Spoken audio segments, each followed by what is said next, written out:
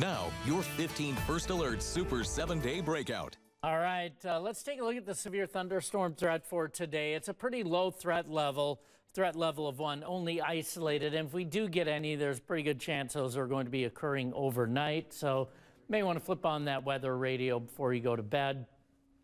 Best chances would be 9, 10, 11 p.m. for those.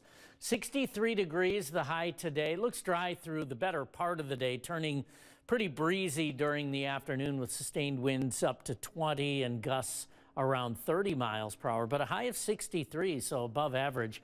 As we step through it, this takes us to 6 p.m. You can see some of those showers and thunderstorms. The heavier rain looks to be passing by to the north of Madison, then another round coming through early tomorrow. After that, 72 degrees for the high on Friday. We're going to have more clouds Friday and on and off showers and a few thunderstorms, though I think it will be off way more than on. These will be fairly widely scattered through the day. Let's take a look at what we have after that. Sunshine Saturday, another chance of rain later in the day Sunday.